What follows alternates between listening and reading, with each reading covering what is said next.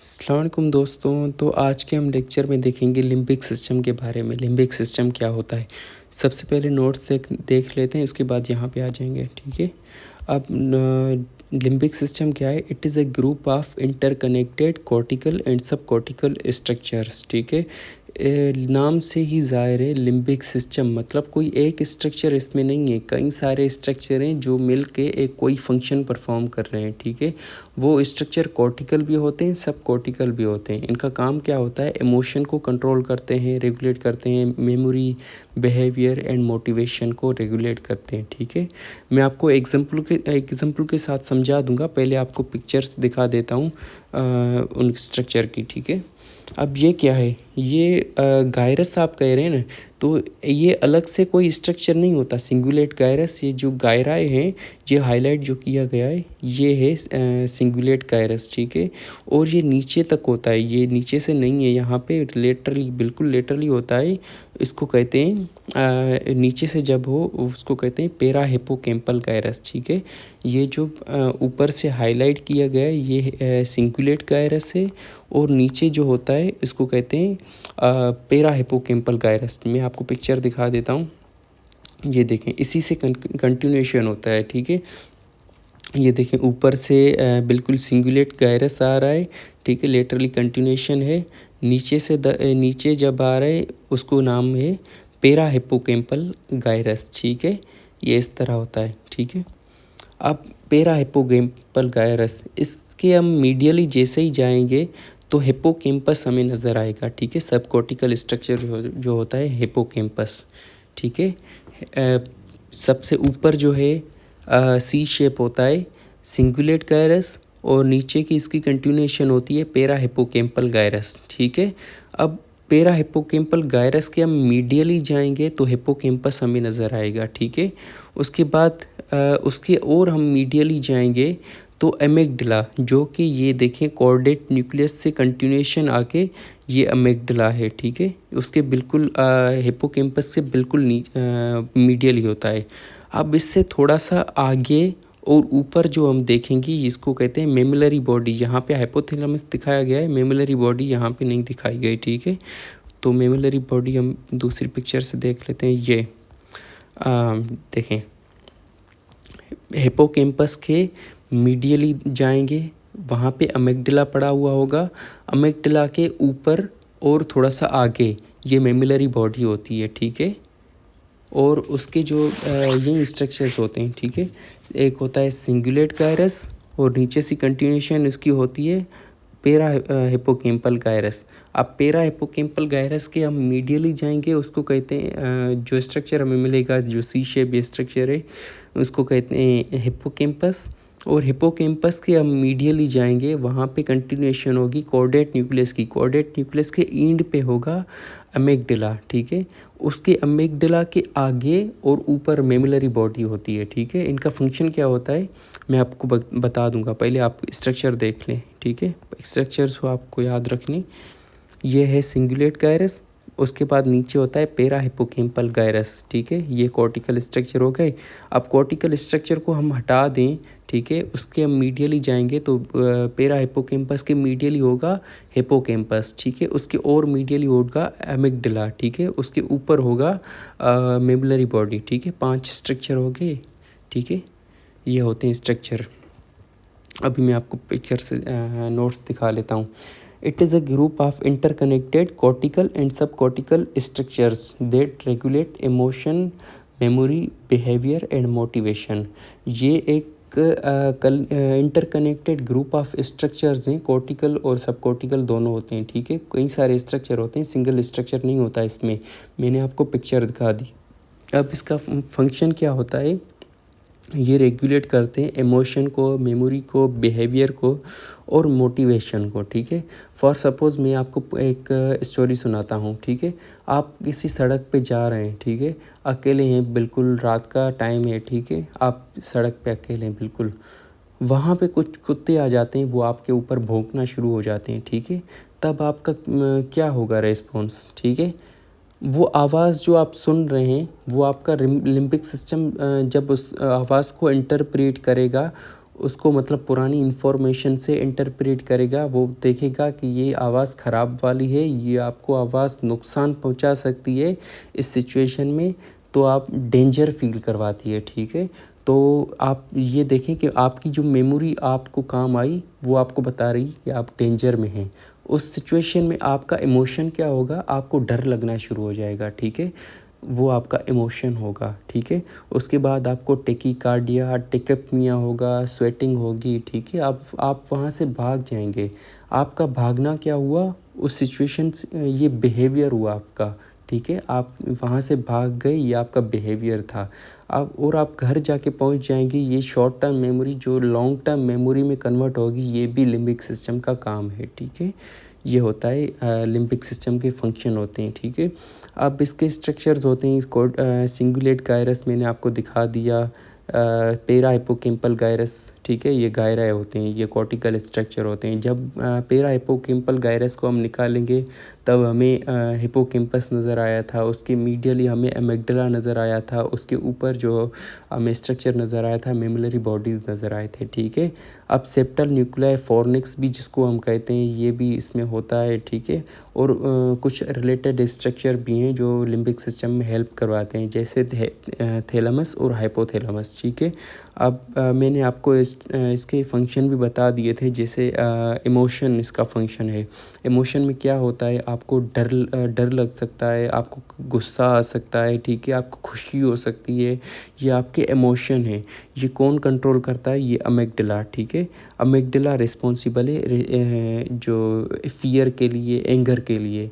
बाकी जो cingulate gyrus भी इमोशन के लिए रिस्पॉन्सिबल है। इमोशन मतलब सिंगुलेट गायरस और amygdala responsible for emotion. Amygdala को मोर स्पेसिफिकली हम रखते हैं फियर के लिए, ठीक है, फियर और एंगर के लिए, ठीक है। बाकी जो इमोशन जो अलग खुशी वाले होते हैं, दूसरे इमोशन होते हैं, ठीक है, वो सिंगुलेट गायरस उसके लिए रिस्पॉन्सिबल है। उसके बाद आता है मेमोरी। जो शॉर्ट टर्म मेमोरी हम लॉन्ग टर्म मेमोरी में कन्वर्ट करते हैं, उस हिप्पोकैम्पस में वो होती है, ठीक है। इससे रिलेटेड स्ट्रक्चर जैसे मेमोरी बॉडीज़ और पेरा हिप्पोकैम्पल गायरस इसमें मेमोरी फार्मेशन में हेल्प करवाते हैं। पर मेमोरी जो शॉर्ट टर्म से लॉन्ग टर्म में कन्वर्ट होती है वो हिप्पोकैम्पस में होती है, ठीक है। और उसके बाद बिहेवियर मोटिवेशन, जैसे आपको बिहेवियर में जैसे आपको वहाँ से भाग जाना, ठीक है। आप सेक्सुअल बिहेवियर हो सकता है, थर्स्टी आप हो सकते हैं, या हंगर आपको महसूस हो सकता है, हंगरी आप महसूस करें, ये आपका बिहेवियर है।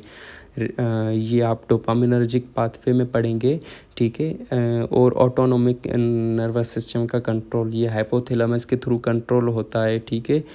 इमोशनल, जैसे फॉर एग्जांपल आपको कोई इमोशनली स्टिमुलाई आ जाए, ठीक है, आपका फिज़िकल रिस्पॉन्स आपका हो, वहाँ से जैसे आप भाग गए, उस टाइम आपको टेकीकार्डिया, टिकेपनिया, स्वेटिंग हो गई थी, ये ऑटोनोमिक नर्वस सिस्टम से रिलेटेड था, ठीक है। समराइज़ करते हैं। इमोशन इसके लिए लिम्बिक सिस्टम इमोशन के लिए रिस्पॉन्सिबल है, मेमोरी के लिए, बिहेवियर के लिए, मोटिवेशन और ऑटोनोमिक नर्वस सिस्टम के लिए।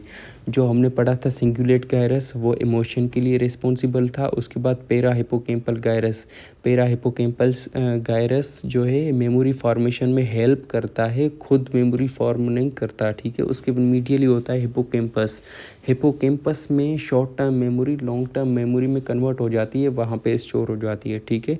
उसके मीडियली था अमिग्डाला भी इमोशन के लिए रिस्पॉन्सिबल होता है। जैसे फियर, मोर स्पेसिफिकली हम दें तो फियर, एंगर हम अमिग्डाला से महसूस करते हैं।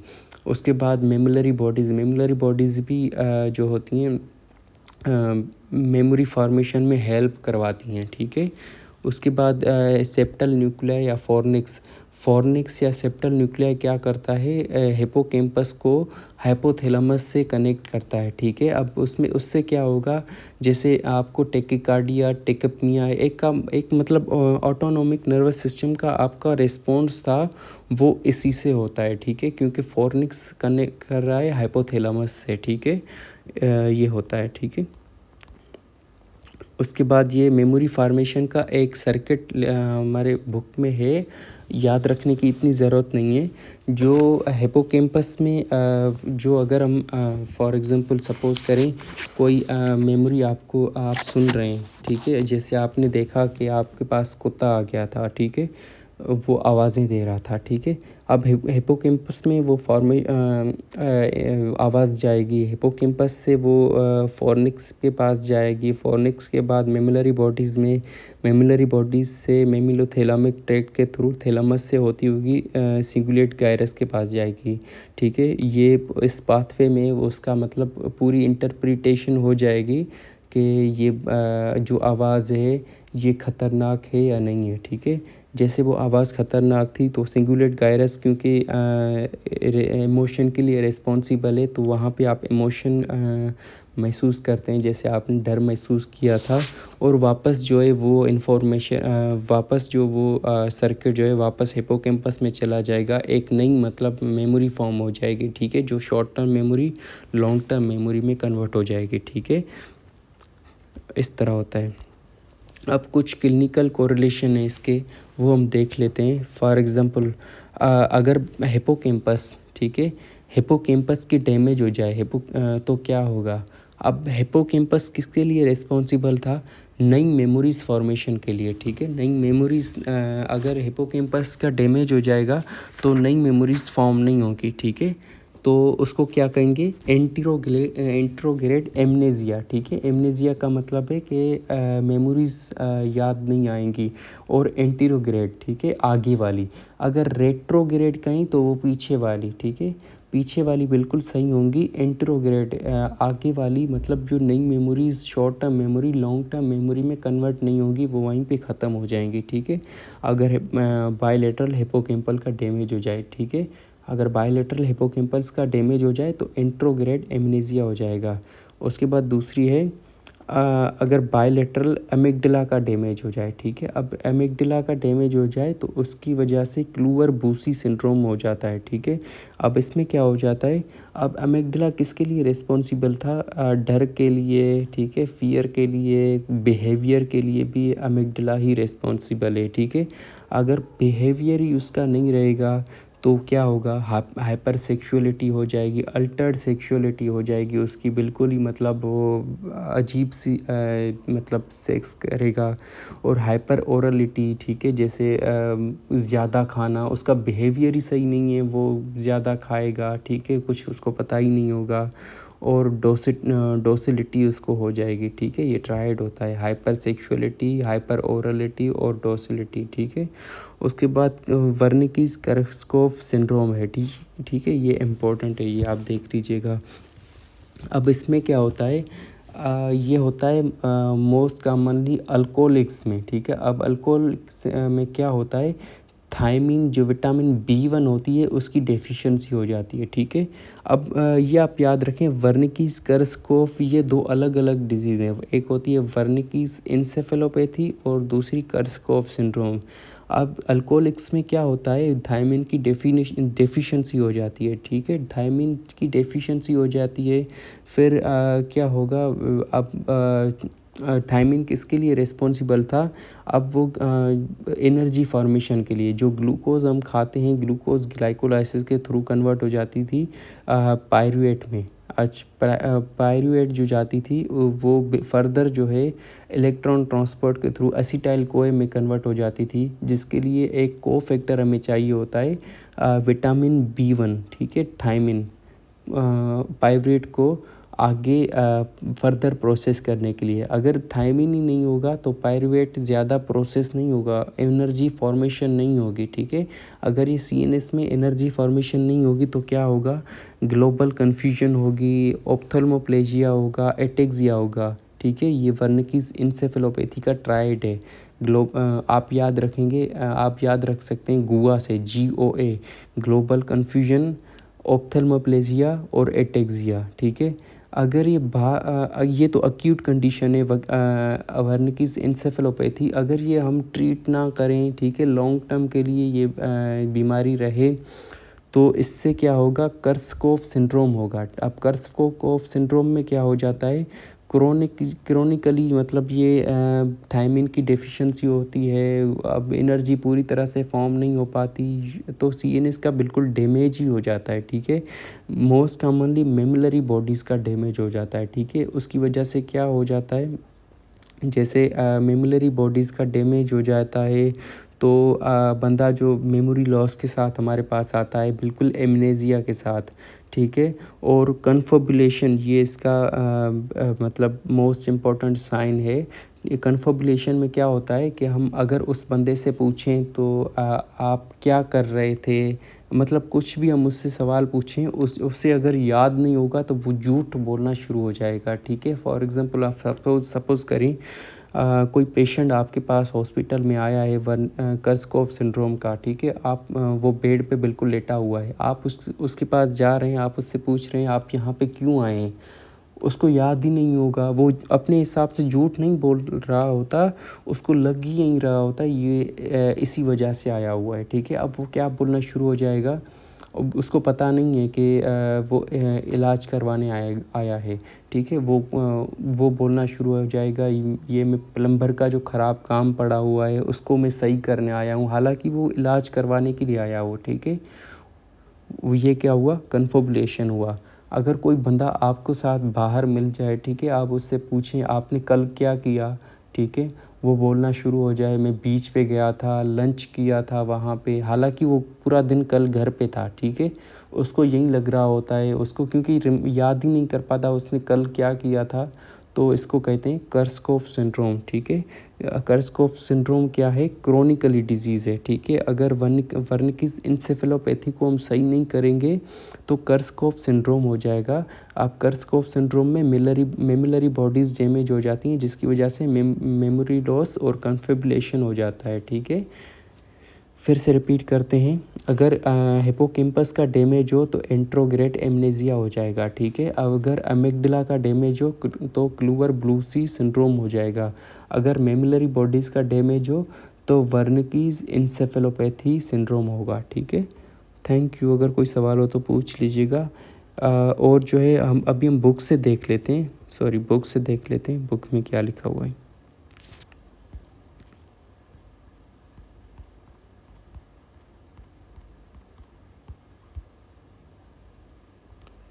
अच्छा जी, लिम्बिक सिस्टम, ये इन्होंने स्ट्रक्चर दिया हुआ है, पढ़ लेते हैं।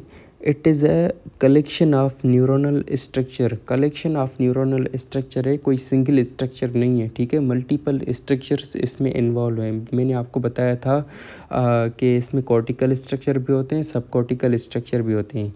अब वो क्या करते हैं, इन्वॉल्व इन इमोशन के लिए कौन रिस्पॉन्सिबल था, इमोशन के लिए जैसे अमेगडला रिस्पॉन्सिबल था और सिंगुलेट गायरस।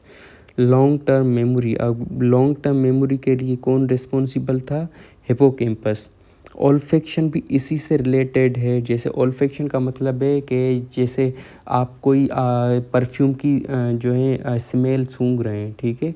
आपको पुरानी परफ्यूम्स जो आपने पहले से कोई सूंघी हुई हैं उनमें से आप कोरिलेट कर रहे हैं, क्या मैंने ये पहले देखी हुई है, ठीक है। ये ओल्फेक्शन का मतलब इसका मेमोरी से रिलेटेड ही है।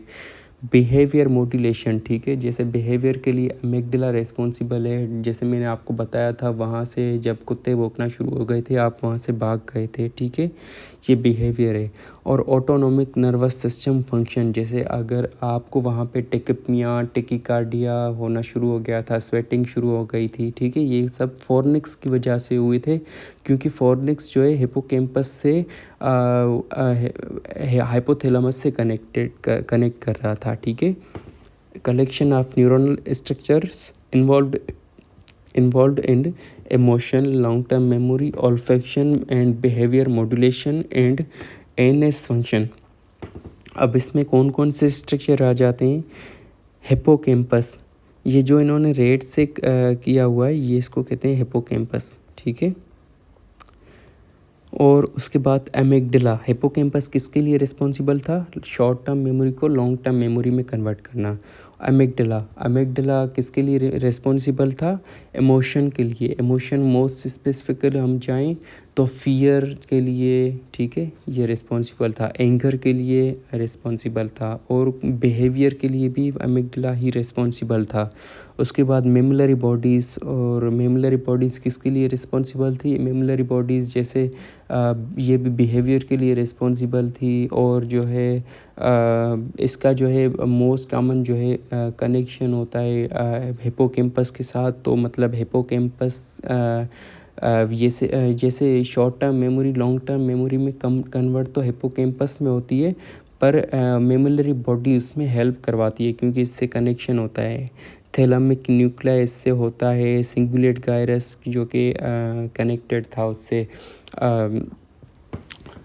जो कि सिंगुलेट गायरस जो कि इमोशन के लिए रिस्पॉन्सिबल था, responsible for feeding, fleeing, fighting, feeling and sex. ठीक है, ये लिम्बिक सिस्टम का काम है। अगर कोई सवाल हो तो पूछ लीजिएगा। Thank you.